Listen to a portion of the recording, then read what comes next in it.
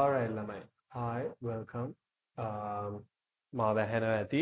ඔටකින්න දැන් පේනවා ඇති. හරි. Right. අපි මේ එපිසෝඩ් එක කතා කරන්න යන්නේ ඇත්තටම මුළු operating systems lesson එකම අපි discuss කරනවා. හරිද? ටිකක් වෙලා යන්න පුළුවන් වැඩේ කරන්න. හරිද? බලමු. මම නිකන් හිතනවා පැයක් විතර ඇතුළත ඉවර කරගන්න පුළුවන් වෙයි කියලා. We'll see. යන විදිහත් එක්ක අපි ඒක බලමු. හරි. ටිකක් ලැග් වෙනව නේද? බලමු. ලැග් එකක් අඩු වෙයි. shape. Okay. අහන්න. lesson එකේ නම operating system. හරි. දැන් මෙතනින් operating system දන්නවා වෙන්නත් පුළුවන්, දන්නේ නැහැ වෙන්නත් පුළුවන්. හරි. අපි පටන් ගමු මුලින් ඉඳලා.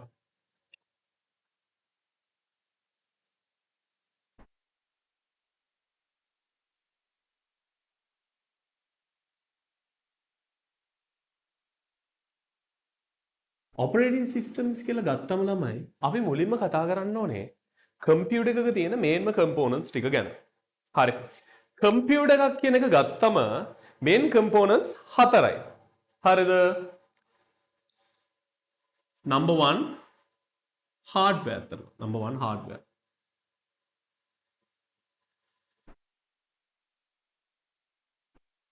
number 2 software. number 3 liveware. ඒ කියන්නේ user. and number 4 firmware. හරිද? අපිට මෙතනදී අද කතා කරන්න තියෙන්නේ තනිකරම softwares ගැන. හරිද? අපි hardware ගැන second lesson එකේද? නෑ. ඔව්. second lesson එකේදී කතා කළා. liveware ගැන කතා කරන්න දෙයක් නෑ. firmware ගැනත් එහෙම ලොකුට කතා කරන්න දෙයක් නෑ. software ගැන තමයි කතා කරන්න යන්නේ. Now there are two types of softwares. softwares ಜಾති දෙකයි.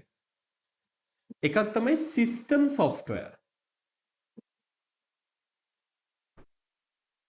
අනිත් එක තමයි application software.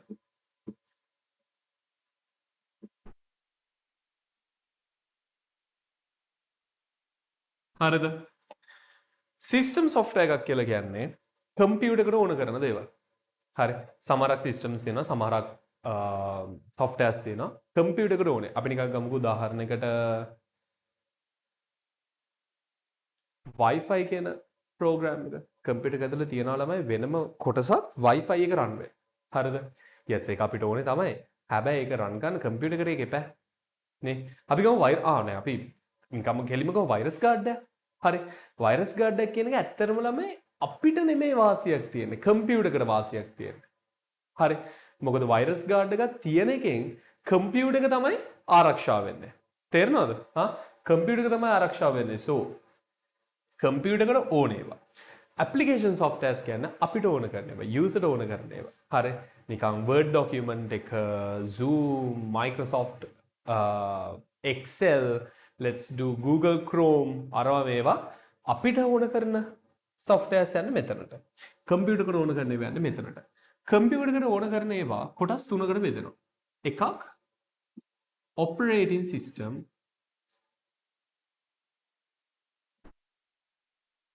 දෙක utility software,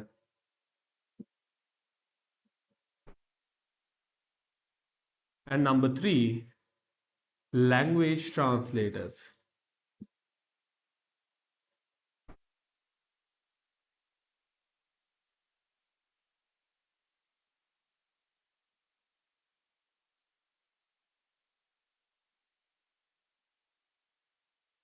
හරිද?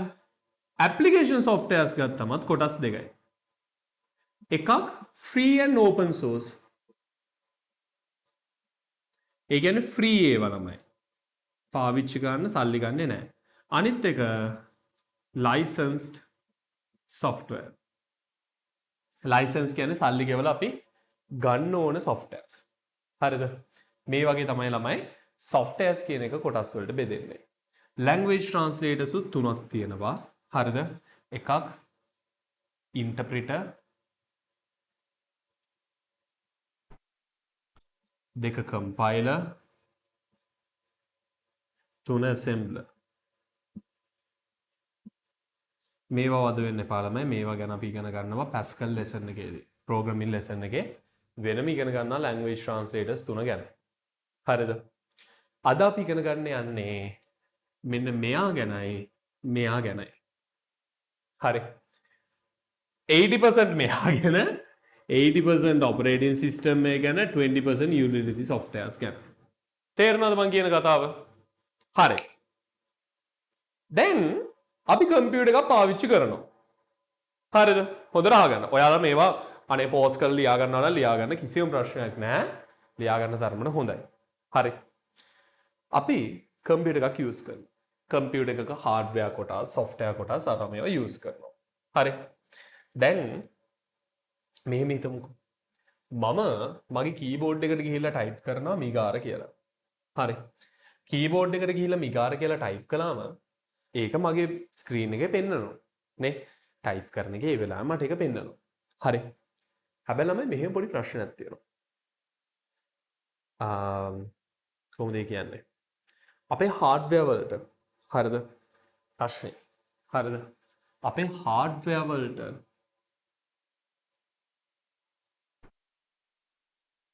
තේරෙන දේවල් ones and zeros වලින් එහෙම නැත්නම් binary වලින් තමයි hardware දේවල් තේරුම් ගන්නෙ. අපි නැත්නම් people අපි කතා කරන්නේ ඉංග්‍රීසි වලින්. පොඩි ප්‍රශ්නයක් තේරෙන්නේ නැද්ද? මම ඉංග්‍රීසි වලින් කතා කළාම කොහොමද මේ hardware එක තේරුම් අරගෙන keyboard එකෙන් ඒක අරහෙට ගිහිල්ලා monitor එකෙන් ඒක display වෙන්නේ? මෙතන තමයි ප්‍රශ්නේ. Right? These two, hardware and people, cannot directly talk to each other. Hardware and the users cannot directly talk to each other. එයාලට කෙලින් එකිනෙකාට එක්ක communicate කරන්න බෑ. ඒකට සොලියුෂන් එකක් විදිහට අපි මැද්දෙන් ගහනවා softwares කියලා දෙයක්. ඒක ගහුවට පස්සේ ළමයි මෙන්න මෙහෙම එකක් අපිට ලියලා පෙන්නන්න පුළුවන්. අපි කියන්න පුළුවන් මෙහෙම. අපේ ඉන්නවා user.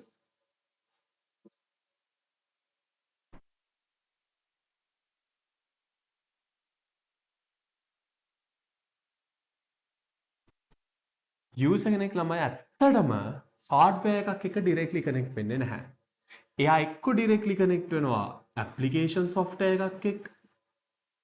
ඒ කියන්නේ user ඕන කරන softwares.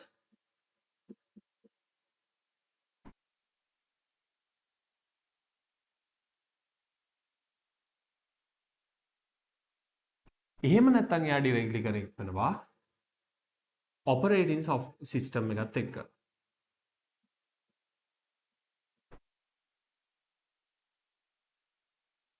මම හිතනවා මම මේ කැත අකුරෙන් ලියන එක තේරෙන්නේ නැති කියලා. හරිද? මොකද මම ඉක්මනින් ඉවරනනේ ඒක හින්දා ලස්සනට ලියන්න වෙලාවක් නැහැ. හරි. operating system එක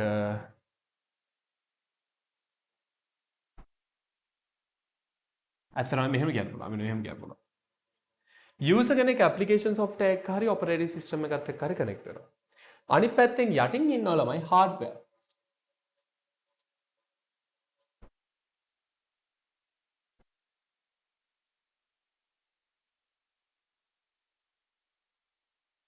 hardware operating system එක connect වෙනවා. එහෙම නැත්නම් system softwares එක connect වෙනවා.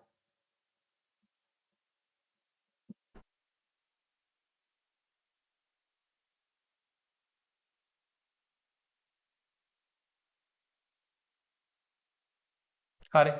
මෙහෙන් එන ඒවා ආයෙත් OS එකටත් එනවා. හරිද? OS එක හැම එකම connect වෙනවා තමයි. මට මේකෙන් කියන්න ඕන කතාව තමයි user and hardware එකිනෙක එක connect වෙන්නේ නැහැ. එයාලා මැද්දෙන් ඉන්නවා කවුද? මේ තුනම කවුද? software. software ඉන්නවා මැද්දෙන්. හරි. ඕක තමයි ළමයි operating system එකේ තියෙන බේසික්ම වැඩේ. හරි. operating system එකක් කරන්නේ user and hardware එකිනෙකට connect කරන එක. තේරෙනවද? Like we can say something like this. An operating system is a system software, right? මෙතන system කියලා කියන්නේ ළමයි other system software. Sorry. ඒ කියන්නේ OS එක හැරෙන්න තියෙන තවත් system softwares. හරිද? ඒවා. The operating system is a system software that manages computer hardware and software resources and connects them to the user. Right? That's all. Right? It's basically a bridge. Right? It's a bridge between the user and the hardware. Right? මෙන්න මේක තමයි අපේ මේන්ම කතාව යන්නේ. හරි. Right. දැන් අපි ඉගෙන ගන්න යනවා එක එක විදිහේ examples. අපිට සාමාන්‍යයෙන් O level syllabus එක ඇතුලේ operating systems වල examples තියෙනවා. අර මතක විදිහට 6ක්. බලමු මම ලියන් ඇදින්න ඔක්කොම ටික ඔළුවේ තියෙන අංකයක් මතක නැහැ.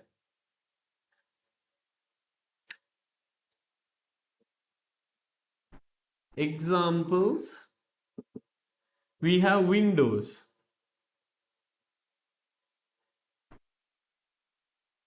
Windows කියලා කියන්නේ ළමයි PC වලට එන එකක්. හරිද? මේක free නෑ, මේක licensed. හරිද? ඒක ලියන්න ඕනේ නෑ, මේක PC වලට එන එකක්. හරිද? දෙක Macintosh. Macintosh කියලා කියන්නේ PC වලට එන එකක්, Apple PC වලට නැත්නම් MacBook වලට. හරි. තුන Ubuntu. PC වලට එන එකක්, free එකක්. You know what? ඒක ලියමු. මේක licensed. දැන් තේරුම් ගන්න ඕනේ license කියලා කියන්නේ free නෑ, paid කියන එක. මේකත් licensed. මේක free.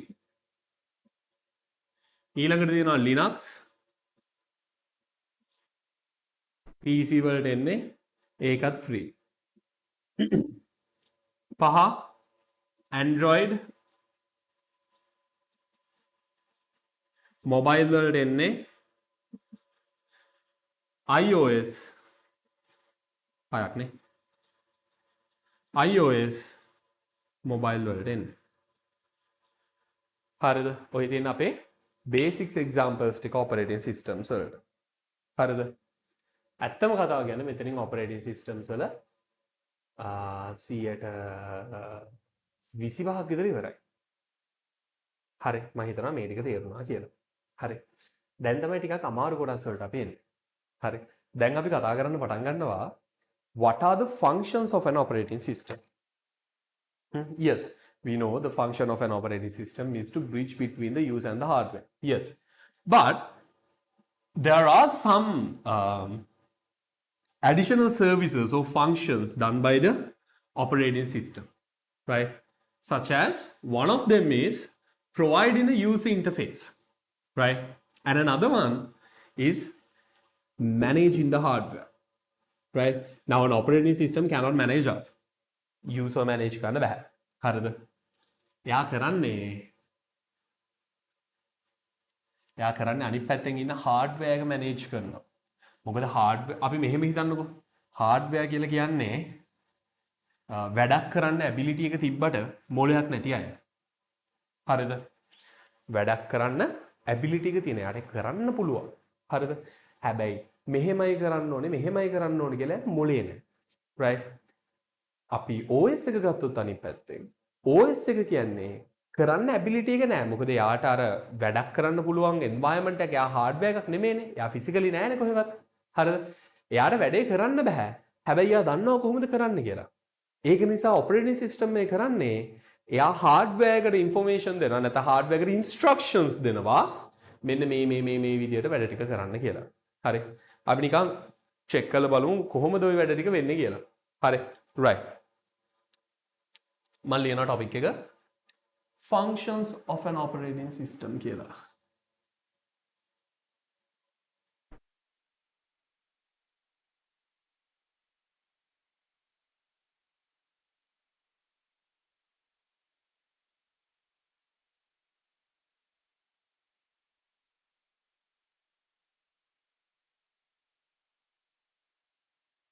මේ යටතේ number 1 managing hardware.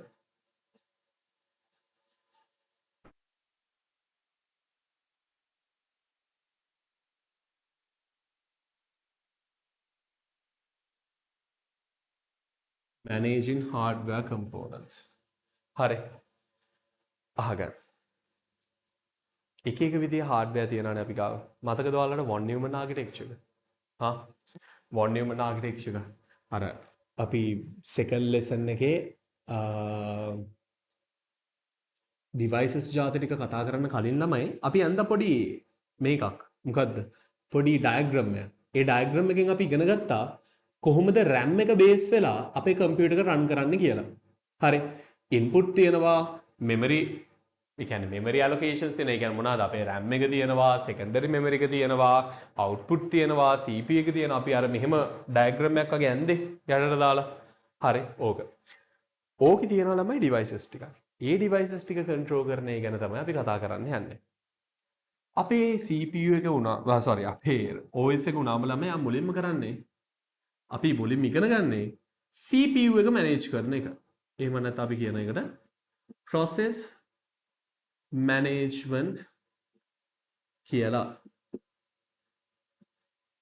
ඒ කියන්නේ අපේ CPU එක control කරන එක. හරිද? මෙහෙම අහන්න. CPU control කරනවා කිව්වම එයා ඇත්තටම කරන්නේ එයා පොඩි එයා traffic police වගේ. හරිද? දන්නවනේ traffic police කිව්වම. එයාලා මොනවද කරන්නේ? එයාලා කරන්නේ පාරේ යන වාහන සමහරක් ඒවා නවත්ත ගන්නවා. අනිත් පැත්තෙන් එන්න කියනවා. මෙයාලා එන්න කියද්දි මෙයාලට එන්න කියනවා. හරි. එයාලා කරන්නේ අර ඔක්කොම වාහන ටික එකට ඇවිල්ලා ක්ලෑෂ් වෙන්න දෙන්නේ නැතුව එයා කට්ටියක් නවත්තගෙන අනිත් අයට එන්න කියනවා. එක්කෙනෙක් නවත්තලා තව එක්කෙනෙක් එන්න කියන එකනේ එයා කරන්නේ. ඕක තමයි OS එකෙන් මෙතනදී කරන්නේ. ළමයි. CPU එකට ගොඩාක් processors යනවා. process එක කියන්නේ මොකද්ද? කරන්න ඕන වැඩක්. හරිද? CPU එකට ගොඩක් වැඩ යනවා. හරිද? ඔයාලා ගාව තියනවනේ ඉක්මනින් von Neumann architecture එක පෙරලා ගන්න. මට මතක විදියට පිටුව 24ද කොහෙද මේ මගේ grade 10 tute එකේ. හරිද? right? අහන්නකෝ. මේක මට මේ අඳින්න ලියන්න කරන්න දෙයක් නැහැ. මේක ඔයාලට අහගන්න තියෙන. හරි. CPU එකට ගොඩාක් processes හම්බ වෙනවා. හැමතිස්සෙම process කරන්න කියලා. යාට වැඩ ගොඩක් හම්බ වෙනවා. හරි. එතකොට කවුරු හරි එක්කෙනෙක් ඉන්න ඕනේ මැද්ද ඉඳගෙන අර traffic police වැඩේ කරන්න. හරි. ඇයි අර එන ඔක්කොම processes ටික එක සැරේ CPU එක ඇතුළට આવොත් ලොකු ප්‍රශ්නයක්නේ. නේ? CPU එකට දරා ගන්න බැරි වෙනවා. කම්පියුටර් කරත් වෙනවා. ගාන දුමක් වෙයි ඉවරයි. හරිද? එහෙම වෙන්න දෙන්නේ නැතුව. හරිද? ඒ අර එන මුළු ට්‍රැෆික් එකම අරගෙන, ඒ කොම එන processes ටික අරගෙන, එයාලව ගානට බෙදලා, එයාලව පෝලිං ගස්සලා, හරිද?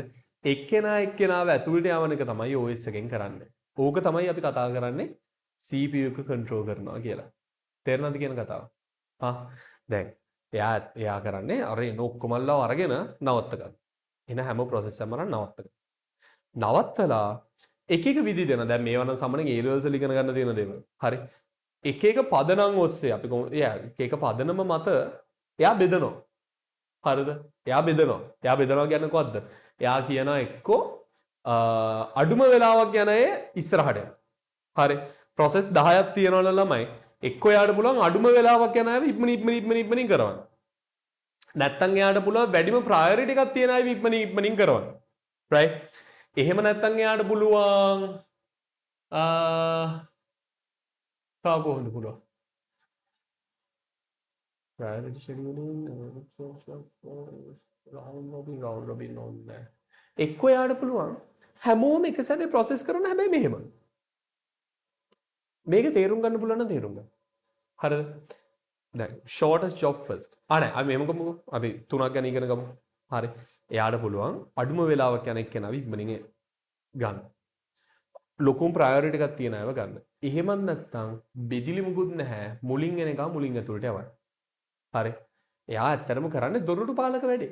ට්‍රැෆික් පොලිස් කියන්නේ නැතුව අපි කියමු දොරටු පාලක කියලා. හරි. එයා කරන්නේ CPU එකේ දොර ගාව ඉඳගෙන කවුද ඇතුළට යන්න ඕනේ කියලා ඩිසයිඩ් කරන එක. right? එතනදී OS එක කරන එක පොඩි වැඩක්. තේරුණාද? OS එක කරන එක පොඩි වැඩක්. right? එයා කරන්නේ ටාස්ක් එහා මෙහා යවන එක. හරි. ඔය අතරතුර එයා කරන එක ස්පෙෂල් වැඩක් තියෙනවා. ඒක ගැන අපි ඉගෙන ගන්න ඕනේ. එයා ඒ කරන ස්පෙෂල් වැඩේට අපි කියනවා context switching කියලා.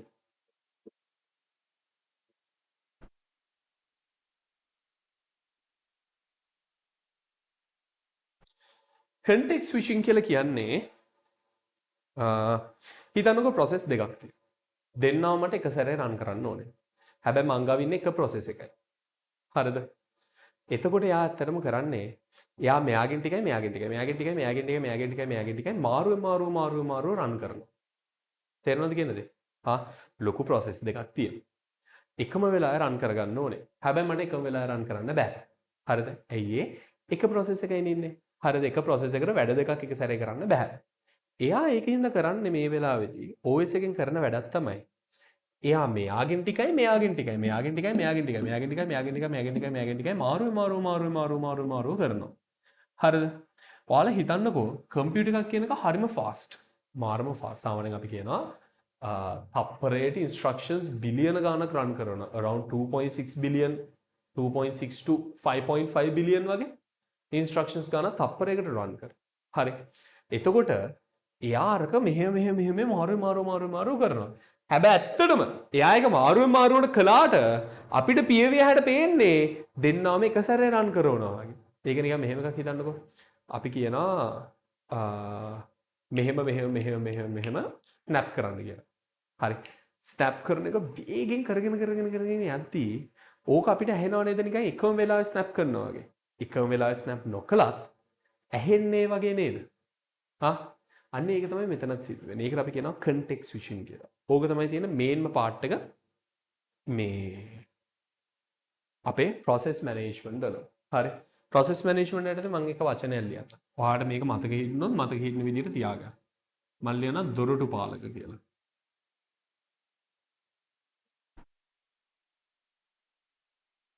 එයා තමයි ඩිසයිඩ් කරන්නේ කවුද ඇතුළට එන්න ඕනේ කවුද එළියට එන්න ඕනේ කියලා. හරි. අපේ දෙවෙනි hardware component එක.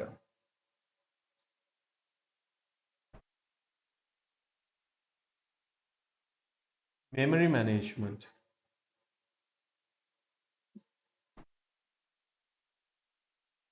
memory එක කියලා අපි ඉගෙන ගන්න ඇත්තටම hard disk එක.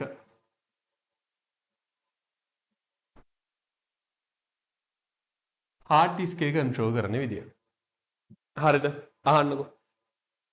sorry ඒ file management. memory management කියලා අපි ඉගෙන ගන්න මේ RAM එක. sorry. බලමු මොකක්ද උනේ කියලා. මේ තියෙන RAM එක control කරන විදිය. හරි. මේකට මම කැමතියි කියන්නේ දැන් උඩ එක්කෙනාට මම කියවනේ නිකන් දොරටු පාලක කෙනෙක් වගේ කියලා. හරි. මෙයා නිකන් සීටින් ප්ලෑන් එකක්. හරි. හරි. දන්නවනේ සාමාන්‍යයෙන් ෂෝෆර් කෙනෙක්. ෂෝෆර් කෙනෙක් ඕනේ නැහැ. අපි නිකන් ගමුකෝ මේ සීටින් ප්ලෑන් එකක් කිව්වම ඔයාලා දන්නවනේ. ඒ කියන්නේ ඉඳ ගන්න ඕන කොහොමද කියලා කියන එක. අන්න ඒ වගේ වැඩක් මෙතන තියෙනවා. හරි. RAM එක ගත්තම RAM එක ඇතුලේ තියෙනවලම ගොඩක් data. හරි. සමහරක් වෙලාවට ඒ data දැන් use කරන්න ඕනේ. සමහරක් data දැන්ම use කරන්න ඕනේ පස්සේ use කරන්න. හරි. එතකොට අපි සාමාන්‍යයෙන් කරන්නේ ළමයි අපේ RAM එක හරි පොඩි ඉන්නේනේ. RAM එක හරි පොඩි. හරි. RAM එක around 4GB 8GB වගේ යන්නේ. හරි. අපේ සමහරක් ෆයිල් අපිට run කරන්න ඕනේ GB 20 30 තියෙනවා. හරි. දැන් සමහරක් games එනවා GB 150ක් විතර size එක. හරි. ඒව කොහොමද අපි run කරන්නේ? ඒව run කරන්න පුළුවන්ද අපිට RAM එක ඇතුළට දාලා?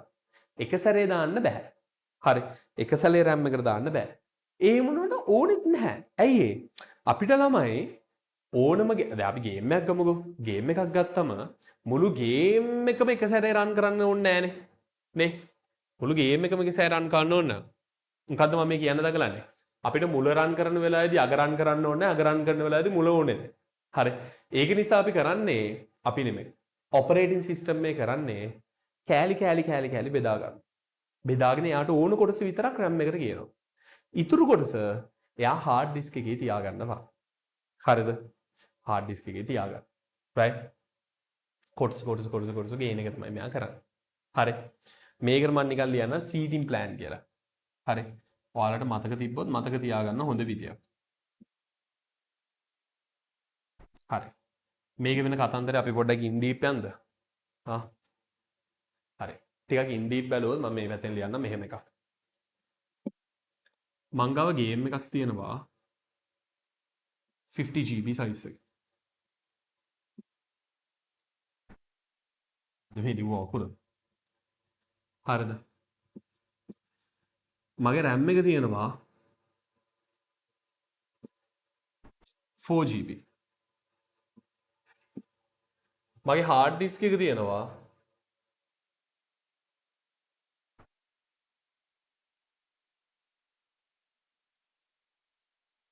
256 GB. හරි. දැන් අපි දන්නවා මේ මගේ ගේම් එක රන් කරන්න නම් අනිවාර්යෙන් එයා ඉන්න ඕනේ කොහෙද? RAM එක ඇතුලේ. හරිද? එයා අනිවාර්යෙන් ඉන්න ඕනේ RAM එක ඇතුලේ. හරිද? sorry RAM එක ඇතුලේ. RAM එක ඇතුලේ මුළු ගේම් එකම දාන්න බෑනේ. එයා ඒක නිසා කරන්නේ කොටසක් මේක ඇතුළට දානවා. ඒක හරිය. හරිද? කොටසක් මේක ඇතුළට දානවා. ඉතුරු කොටස ගිහිල්ලා ළමයි දැන් RAM එක බලනවා මට මේක මගේ පාලනයේ තියාගන්න තරමට හොඳයි. මුළු ගේම් එකම RAM එකේ පාලනයේ තියෙන තරමට වැඩේ කරගන්න එක හරිම ලේසි. හරිද? hard disk එක කියන්නේ RAM එකේ පාලනයේ තියෙන දෙයක් නෙමෙයිනේ. හරි. ඒක නිසා RAM එක කරන්නේ hard disk එකකින් ඉල්ල ගන්නවා පොඩි කොටසක්. hard disk එක අපි කියමුකෝ මෙන්න මේ කොටස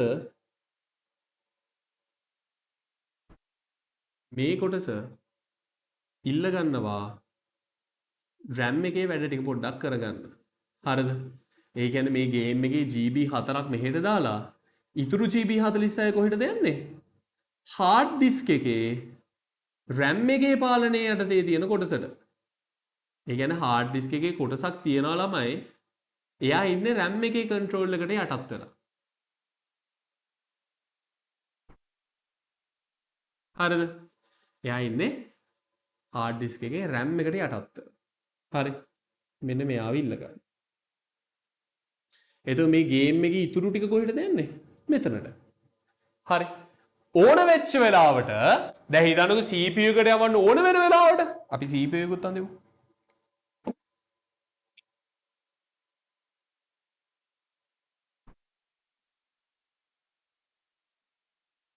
මේක තමයි CPU එකක් අඳින්නේ. CPU එකට ළමයි යවන්න පුළුවන් RAM එක හරහා විතරයි. hard disk එක හරහා කෙලින් යවන්න බෑ. කියන්නේ මෙන්න මෙතනින් තියෙන මෙන්න මේක යවන්න බෑ. හරිද?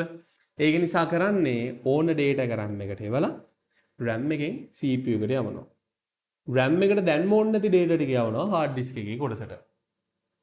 තේරුණාද මම මේ ඇඳලා තියෙන කතාව? hard disk එක කියලා මම මෙතන කියන්නේ මුළු hard disk එකම නෙමෙයි. hard disk එකේ පොඩි කොටසක් RAM එකෙන් ඉල්ල ගන්නවා එයාගේ වැඩ ටික කරන්න. හරි? ඒ වුණාට එයා RAM එකේ කොටසක් වුණාට එයාට බෑ RAM එක වගේ වැඩ කරන්න. එයා තාම hard disk එක ඇතුළේ ඉන්න එක්කෙනෙක්. තේරුණාද කියන කතාව? ඔයාලා මෙහෙම හිතන්නකෝ. ඔයාගේ අයියා කෙනෙක්ගෙන් උදව් ඉල්ලනවා O level විභාගේ පාඩම් වැඩ ටික කරගන්න. හරිද? පාඩම් වැඩ ටික කරගන්න උදව් ඉල්ලනවා. මෙන්න මේ වගේ උදව් ඉල්ලනවා. උදව් ඉල්ලුවට ඒ මනුස්සයාට පුළුවන් ද ගිහලා ආවෙනුන් එක්සෑම් එක ලියන්න? ඔයා වැඩේ කරන වෙලාවට එයාට පුළුවන් ද කරන්න? බෑ. හරිද? එයා ඉන්නේ හෙල්ප් එකට විතරයි. අන්න ඒ වගේ පාර්ට් එකක් තමයි මෙතන වෙන්නේ. මෙයා හෙල්ප් එකට හිටියට එයාට බෑ මේ CPU එකට ගිහිල්ලා මේව කරන්න. ඒකයි මම මෙතන කතරයක් දාලා කියන්නේ. ඒක කරන්න බෑ කියලා. තේරුණාද? ඕක තමයි ළමයි මෙමරි මැනේජ්මන්ට් වල සිද්ධ වෙන්නේ. හරි. ඊට පස්සේ තියෙනවා device management.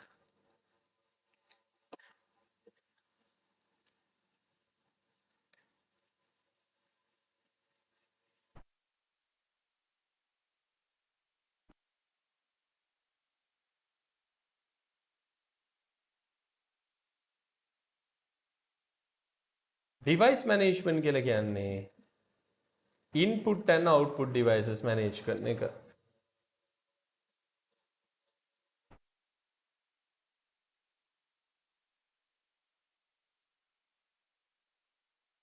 input and output devices manage කරන එක.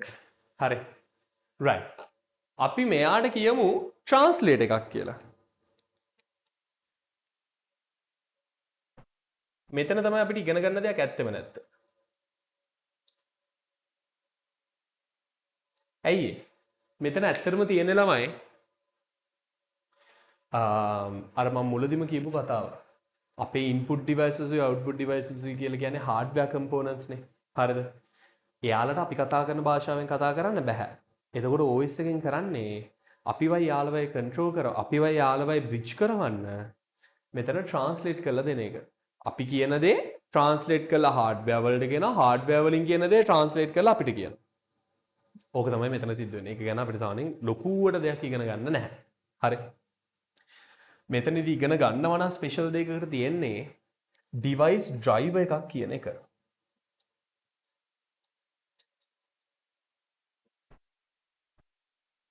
ඩිවයිස් ඩ්‍රයිවර් එකක් කියන්නේ ළමයි ඕනම ඩිවයිස් එකක්. ඕනම ඩිවයිස් එකක් ගමු අපි. හරි. දැන් වව් මේ වෙලාවේ මම ගත්තොත් මගේ ලැප් එකට කනෙක්ට් වෙලා තියෙන ඩිවයිසස් විදියට මට ගන්න පුළුවන් ෆෝන් එක. වෙනම මොනිටර් එකක්. හරිද? Wi-Fi එක කනෙක්ට් වෙලා තියෙනවා. මේ මයික් එක කනෙක්ට් වෙලා තියෙනවා. හරිද?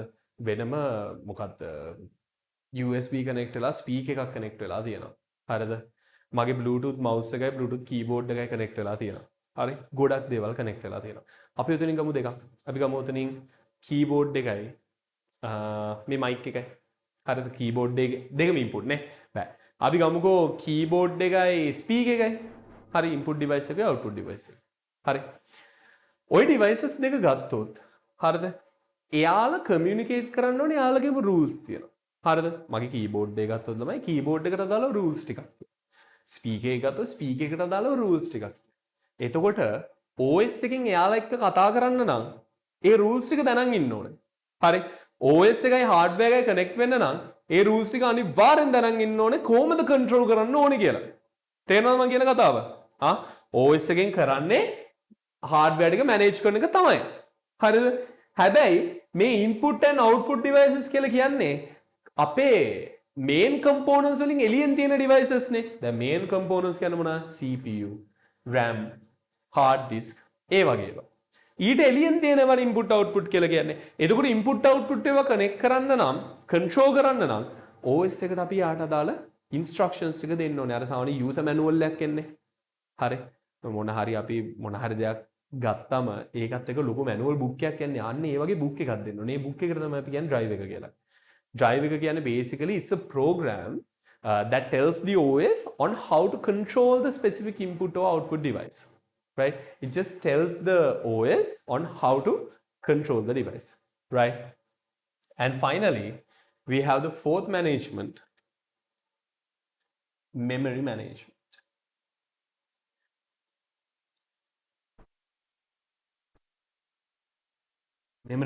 File.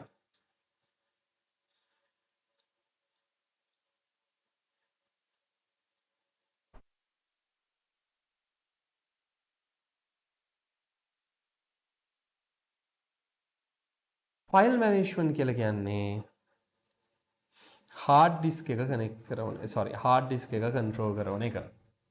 හරිද? hard disk එක control කරන එක. Right?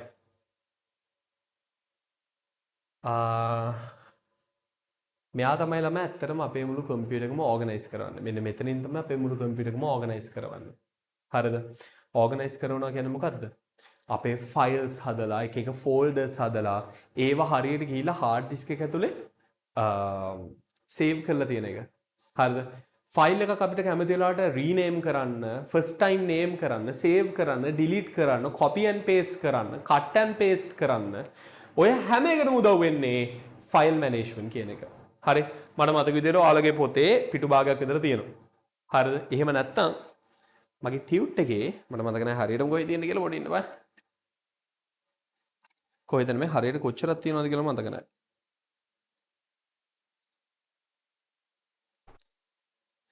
ෆයිල් මැනේජ්මන්ට් තියෙනවා පිටුව 49 යටම. හරි. මම මේ උගන්වන්නේ මෙන්න මේ පිටු දෙක. දෙවියනේ. මේක වැඩිනේ. තේරි වෙන්නේ නැහැ මොකද්ද තියෙන්නේ කියලා.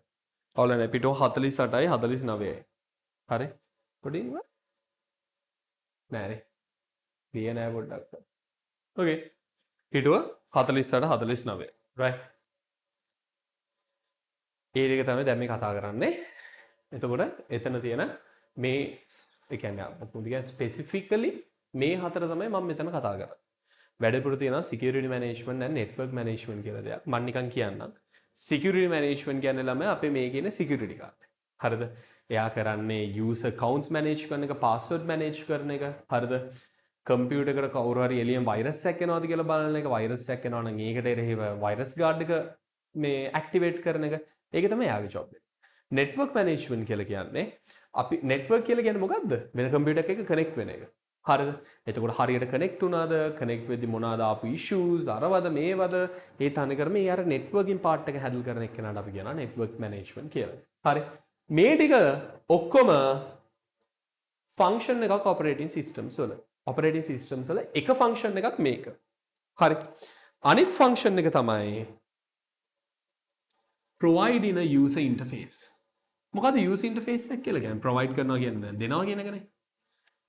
user interface එක කියලා කියන්නේ computer එක use කරන user ඉන්නේ. ඒ කියන්නේ අපි මොනවාද දකින්නේ? providing a user interface. ඒකට අපි කියනවා UI එකක් කියලා. user interface කියන්නේ UI එකක්. හරිද? ಜಾති දෙකක් තියෙනවා. මුල් කාලේ තිබ්බේ command line interfaces.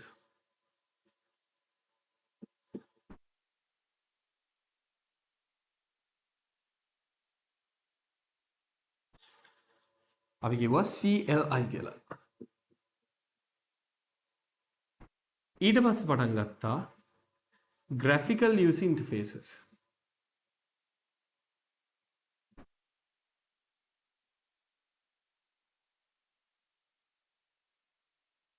GUI.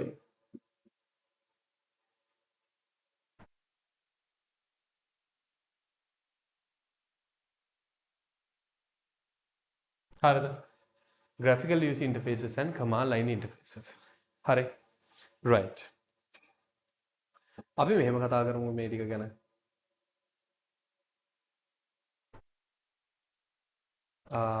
command line interface එක කියලා කියන්නේ ළමයි සාමාන්‍ය user කෙනෙක් එක එක commands ලියනවා නිකන් programming වගේ වැඩකින් තමයි ළමයි computers use කරන්නේ. ඒ කියන්නේ හිතන්නකෝ මුළු computer එකම use කරන්න ඕනේ එක එක commands ලියලා. මාරම අමාරුයි. මොකද අපිට computer එක දැන් නම් හරි ලේසියෙන් computer එක use කරන්න යනවා මේක click කරනවා අරක click කරනවා back යනවා එහෙම තියෙනවානේ.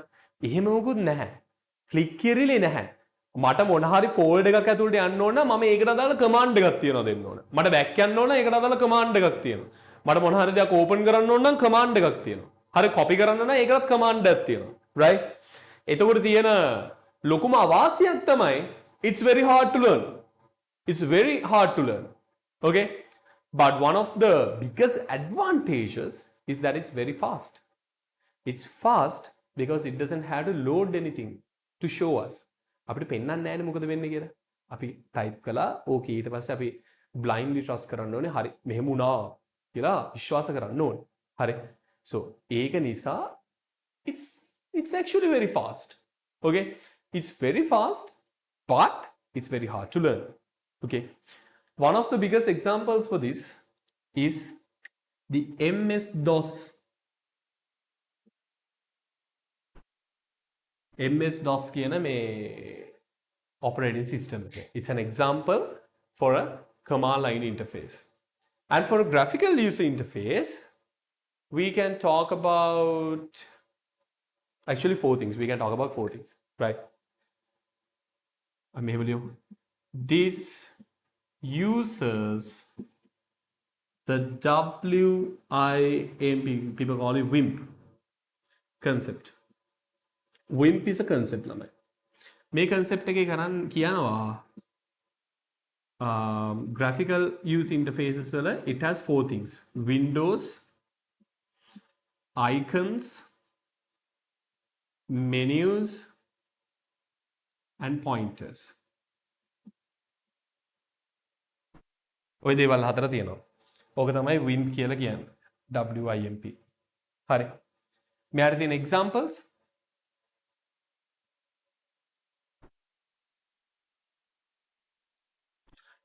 actually ඉතුරු ඕනම example Windows, Mac OS, Android, iOS, Ubuntu, Linux, Hantana Linux ඔය හැම එකක්ම. හරිද? වාසි අවාසි ටිකක් හිතන්න. මේකෙම අනිත් පැත්ත. It's a bit slow, right? It's a bit slow. But it's easy to learn. මේක it's fast but hard to learn. මේක අනිත් පැත්ත. හරිද? command line interface එක අනිත් පැත්ත තමයි graphical user interface එක කියලා අපි කියන්නේ. හරිද? තේරුණාද? හරි. ඔය තියෙන්නේ අපේ functions of an operating system කියන part එක. හරිද? main functions වල ගත්තම දෙකයි managing hardware components and providing a user interface. hardware components ගැන ගත්තාම මේ හතර තමයි mainly ඉගෙන ගන්න තියෙන්නේ. තව තියෙනවා security management and network management කියලා දෙකක්. හරි. providing user interface කිව්වම command line interfaces and graphical user interfaces ගැන මේ කාලේ use වෙන්නේ ළමයි graphical user interfaces. ඒ කියන්නේ තනිකරම අපේ images, videos අනිකවර නිකන් graphics තියනවානේ. මුල්ම කාලේ graphics තිබ්බේ නැහැ. මේක නිකන් code කිරිල්ලක් තමයි තිබ්බේ. හරිද? ඕක තමයි වෙනස. right? ඊළඟට අපි යනවා classification of operating system.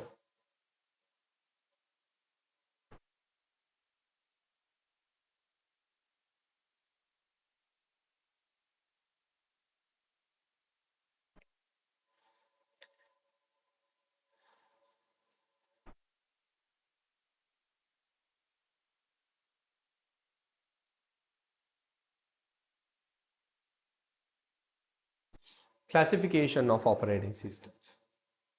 ලියමු topic එක.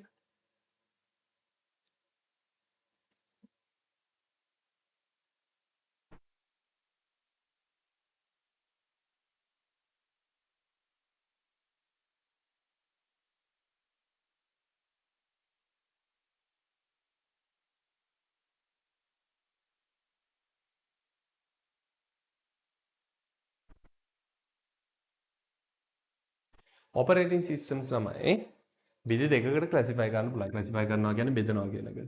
පළවෙනි එක තමයි A කියලා මම කියන්නේ පළවෙනි විදිය. හරිද? first classification එක by number of users. හරිද? කී දෙනෙක් use කරනවද කියන එක. ඒ මත ගත්තම ළමයි අපිට මේක බෙදන්න පුළුවන් කොටස් දෙකකට. single user and multi user. single user කියන්නේ එක වෙලාවක එක මිනිහෙක්ට විතරයි use කරන්න පුළුවන්. multi user කියන්නේ එක වෙලාවක මිනිස්සු ගොඩ දෙනෙක්ට use කරන්න පුළුවන්. හරිද? B දෙවෙනි classification එක by number of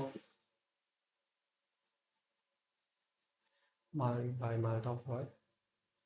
tasks. ඒ කියන්නේ එක වෙලාවකට කොච්චර task run කරන්න පුළුවන්ද? ඒ කියන්නේ එක වෙලාවක කොච්චරක් වැඩ කරන්න පුළුවන්ද කියලා. මේක යටතේ තියෙනවා single task එක වෙලාවක එක වැඩක් කරන්නත් multitask එක වෙලාවක වැඩ ගොඩක් කරන්නත්. හරි. මේ දෙක අරගෙන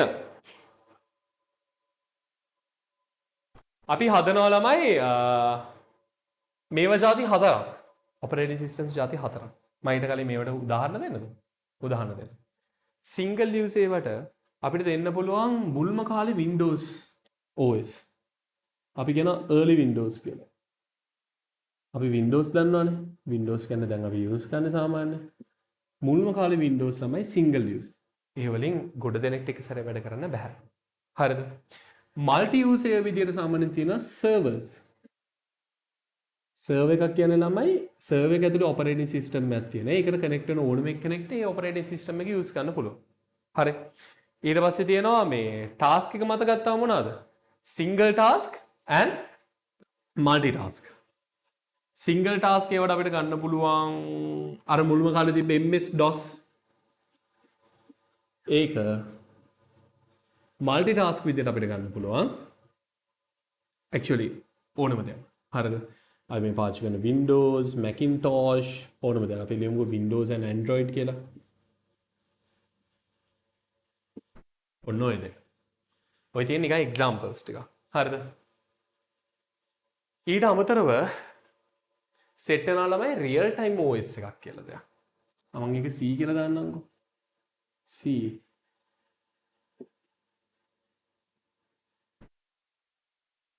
real time OS එකක්. RTOS.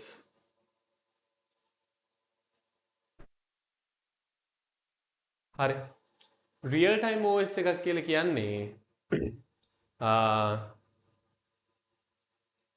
වෙලා ගන්න බෑ. හරිද? real time OS වල තමයි තියෙන ස්පෙෂාලිටි එක තමයි can't take time. right? මෙහෙම ගද්දී අනිත් පැත්තට උත්තර දෙන්න ඕන operating systems තියෙනවා. උදාහරණයක් අපි ගමු. real time වැඩක් වෙන. ඒ කියන්නේ මෙහෙන් වෙද්දී එක සැරේම output එකක් එන. ඒ කියන්නේ input එක දීලා වෙලා ගන්න බෑ output එකට යන්න. තේරෙනවද? operating system එකේ පට්ටම efficient වෙන්න ඕනේ. මාරම efficient වෙන්න ඕනේ. මොකද input එකත් එක්කම අනිත් පැත්තට output යන්න ඕනේ. උදාහරණයක් example එකක් heart rate monitors.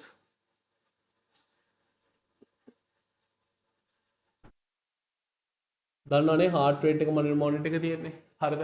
heart rate monitor එක ළමයි වෙලා ගන්න බෑ. හරිද? ඒ කියන්නේ මිනිහෙක්ට අමාරු, ඒ කියන්නේ මිනිහෙක්ට අමාරු වෙනවද නැද්ද කියලා අපිට එකෙන් හොයාගන්න පුළුවන් නේ. හරිද? එතකොට හිතන්නකෝ ඇත්තටම මිනිහට අමාරු වෙලා තප්පර දෙකකට විතර පස්සේ තමයි කම්පියුටර් එක වෙන්නේ. කොහොමද කියන්න බෑ. හරිද? it's very bad නෙමෙයි. right? It should be real time. මිනිහෙක්ට අමාරු වෙද්දිම අනිත් පැත්තෙන් ඒක කම්පියුටර් එකෙන් පෙන්වන්න ඕනේ, මොනිටර් එකෙන් පෙන්වන්න ඕනේ මෙහෙමයි වෙන්නේ කියලා. අවුලක් තියනවා කියලා පෙන්වන්න ඕනේ. තේරුණාද? එතකොට OS එකේ මොන හරි ප්‍රශ්නයක් આવුත් OS එක ටිකක් පරක් වුණොත් basically people die. Right? People die if that happens. Right? Okay. අපි මෙයා පැත්තකින් තියමුකෝ. මෙන්න මේ දෙන්නව අරගෙන අපි හදනවා ළමයි operating systems ಜಾති 4ක්. හරිද? පළවෙනි જાතිය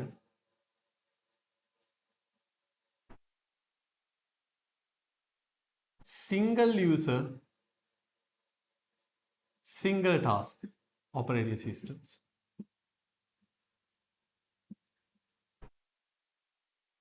අංක 2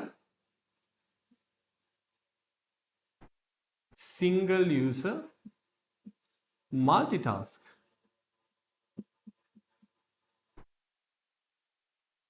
Number 3 multi-user single task.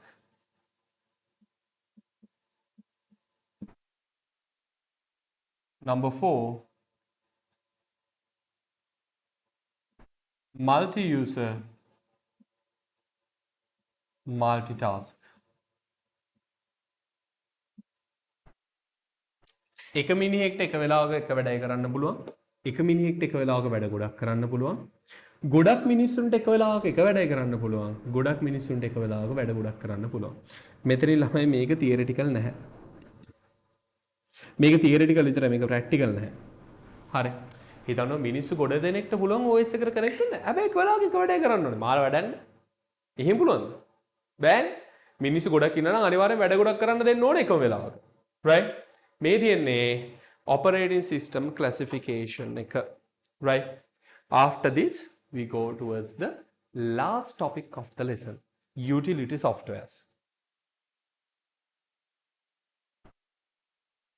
right?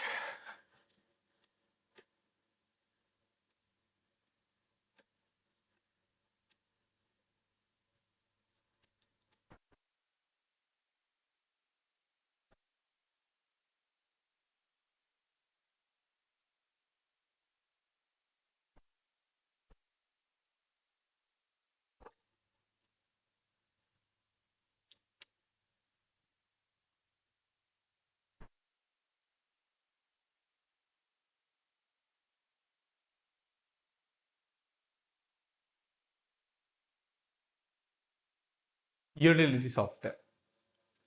හරි. utility software එකක් කියලා කියන්නේ මෙහෙම කතාවක්. There are certain things inside a PC that doesn't run the PC, but they just help to maintain the PC. What do I mean? Let's say something like this. Utility කියලා අපි සාමාන්‍යයෙන් කියන්නේ ඔය ගෙදරක තියෙනවනේ utilities. ගෙදරක තියෙනවා utilities. මොනවාද? Gas, water, electricity. ඒ වගේ දේවල්. හරිද? එතකොට ඕවට utilities කියන හේතුව තමයි they are just tools that helps maintaining and managing an environment. Right? Current එක නැතුව ජීවත් වෙන්න පුළුවන්. හරිද? but අර අපිට සාමාන්‍යයෙන් හොඳින් ජීවත් වෙන්න නම් කරන්ට් එක ඕනේ නේද ගෙදරට? හොඳට ජීවත් වෙන්න නම් වතුර ඕනේ නේද ගෙදරට? හොඳට ජීවත් වෙන්න නම් අපිට ගෑස් කුක් එකක් වගේ දෙයක් ඕනේ නේද ගෙදරට? ඕවට තමයි අපි සාමාන්‍යයෙන් කියන්නේ utility software එකක් කියලා. right? අපි මෙහෙම ලියන. sorry. ඒවට අපි කියනවා utilities කියලා. utility softwares වලට අපි මෙහෙම කියනවා. softwares that don't run the PC but instead helps to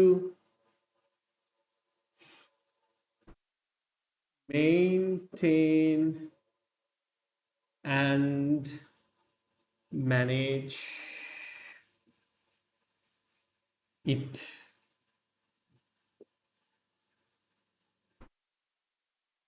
හරියට පේනවනේ මුළු sentence එකම. Softwares that don't run the PC but instead helps to maintain and manage. Right? Okay.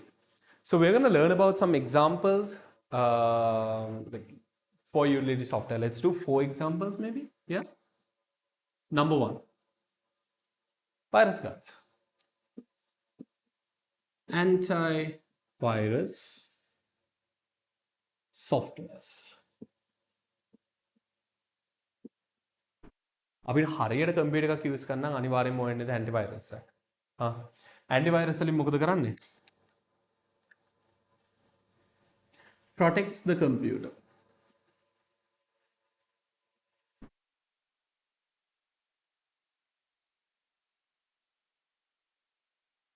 Number 2, let's do disk defragmentation.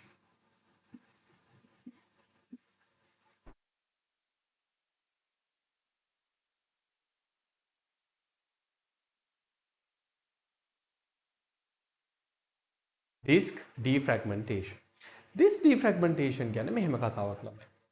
අපි හිතමුකෝ තැන තැන තියෙන පොට් ටිකක් අරගෙන ලස්සනට පිළිවෙලකට පොත් රාක්කයකට දානවා කියලා. අන්න ඕක තමයි defragmentation කියලා කියන්නේ. සමහරක් වෙලාවට hard disk එක ඇතුලේ ෆයිල් ළමයි හැමතැනම save වෙනවා. හරිද? අර කොනේ මේ කොනේ අරහේ මෙහේ හැමතැනම save වෙනවා. හරිද? OS එකෙන් කරන්නේ OS එක නෙමෙයි. defragmentation කියන utility software එකෙන් කරන්නේ ඒ ඔක්කොම ෆයිල්ස් ටික අරගෙන එක කොනකට අඩුක් කරන්න පටන් ගන්නවා. අඩුක් කරනවා කියන්නේ මොනවද අපි? මේ like ලස්සනට පිළිවෙලට තියන්න පටන් ගන්නවා. එහෙම තිබ්බම මාරම ක්ලීන් ස්පේස් එකක් ඇති වෙනවනේ. නේ? ඔයාලා try කරනවා දැන් ඔයාලා O levels වලට ළඟයිනේ. හරිද?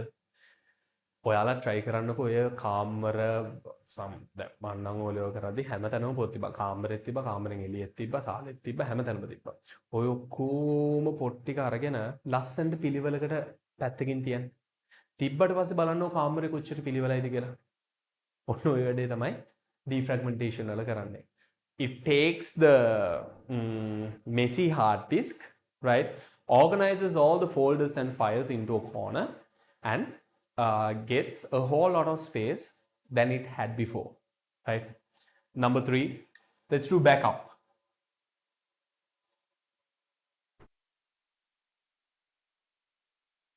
Backup software.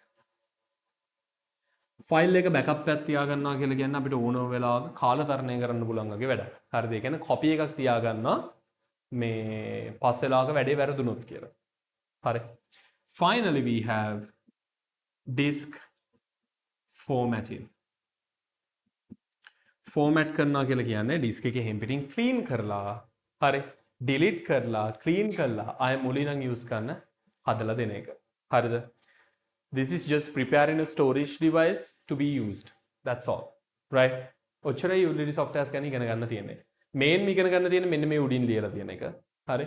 ඊට පස්සේ මේ හතර ගැනත් idea එකක් ඔලුවට දාගන්න. තේරුණාද? හරි.